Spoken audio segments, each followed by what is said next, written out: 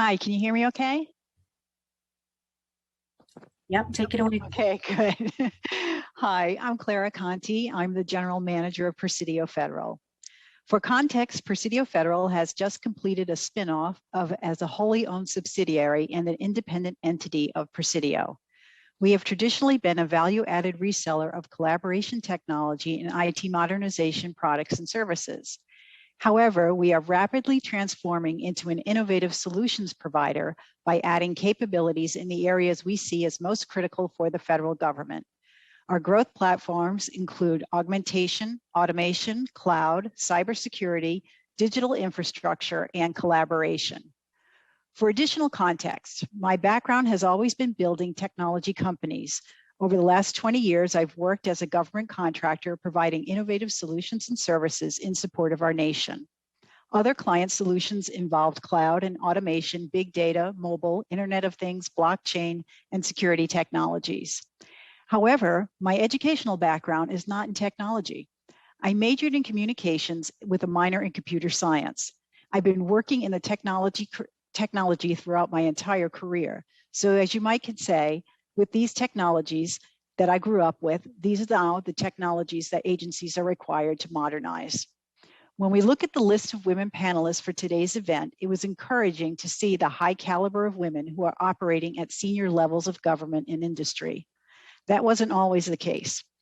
I've noticed this changing over the last 10 years, but the data outlining the representation of women in technology is not so encouraging. So today, I'd like to provide you an overview of how women are represented in the technical fields. And then I want to talk about what we as women in technology can collectively do to increase our opportunities for qualified women in our orbit. Because given the amount of stakes that are at play here, today's technical challenges and what you'll learn about in the workforce, drawing women to these fields is an essential step towards our nation's ability to modernize our systems and protect our citizens. Bear with me as I share a few important statistics that'll help paint the picture. Let's start with education. Now, according to TechCrunch, 74% of girls express a desire in the STEM field. There has been a significant increase in the number of awarded bachelor degrees in engineering and computer science since 2012. However, only 20% of those bachelor degrees are being awarded to women, and 6% are being awarded to women of color. It's interesting to note that 28% of freshmen men enter college with the intentions of majoring in engineering, math, statistics, or computer science, but only 9.5% of women enter in with the same intentions. Over 32% of women switch out of STEM degree programs in college. And sadly, only 30% of women who earn bachelor degrees in engineering are still working in engineering 20 years later.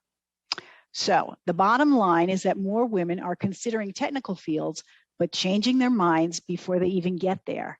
The question is whether the number of women who do go on to pursue technical roles will be enough to address the talent gap. So let's talk about how the workforce is made up.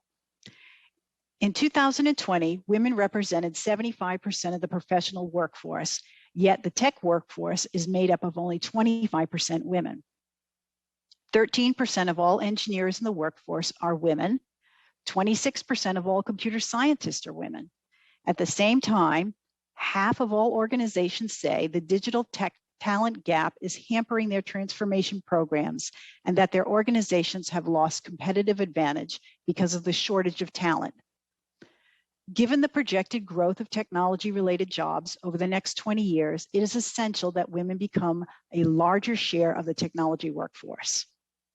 Now, let's talk about what we know is happening once women are in the technology workforce. According to the National Center for Women in Information Technology, the quit rate for women in high-tech fields is 41%, whereas for men, it is only 17%. 30% of all women who have left engineering professions cite organizational climate as a reason. One study we looked at said the majority of women that have worked in male-dominated environments have felt excluded, unsafe, and uncomfortable at some point. Another study cited a lack of access to creative and technical roles as a reason why women leave. Evidence suggests that many women would not have left had there been more on-ramping or off-ramping options or other support systems. Exiting the workforce altogether was quite rare for women who left STEM or non-STEM professions. Family factors did not account for the majority of exits from women in STEM.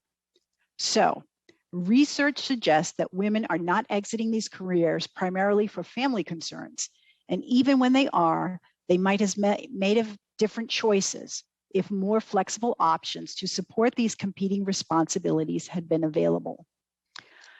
Now let's talk about the gap in perceptions between men and women. 63% of men in technology companies view their companies as equal opportunity employers regarding gender, whereas only 47% of women agree with these sentiments. Now I realize that's a lot of data, but my goal today in the short amount of time is to raise awareness and raise the alarm on why organizations need to understand these issues better in order to make sure women are part of the technology talent gap solution.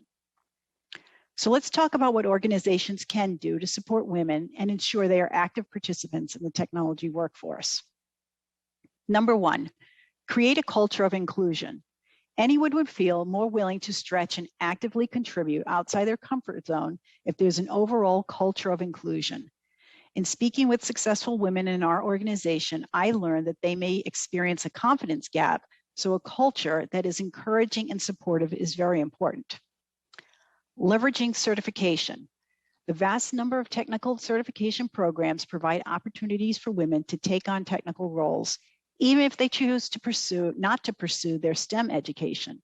Companies should leverage these technical certifications whenever possible. Number three, mentoring programs. These can be formal or informal, but essentially they offer senior female role models that are not part of an employee's reporting structure. Mentors are there to listen, offer advice, and potentially open doors, kind of like a guidance counselor. Number four, sponsorship programs. While like mentoring programs, sponsorship programs charge senior executives with identifying and nurturing top talent. More formal versions of these programs might contain earned training opportunities, while informal programs allow executives to identify opportunities to expose and include. Number five, strong maternity and paternity policies will allow both parents the support they need to raise their families. Having senior executives follow these policies is an important step in making sure that employees really do too. Number six, establishing a work culture that rewards creative and innovative solutions to challenges makes high-intensity tasks like coding all day a bit more interesting. And seven, schedule those all-important networking and training opportunities to take place during work hours. At Presidio Federal, we are working towards putting many of these programs into practice. I realize that for my company to grow and to reflect on my client base, we need to be more inclusive, more proactive, and maintain a zero tolerance for discrimination at all levels. I want to thank you for your time today, and please feel free to reach out to me to continue the conversation or to learn a little bit more about what we do. I would love to hear from you. Thank you.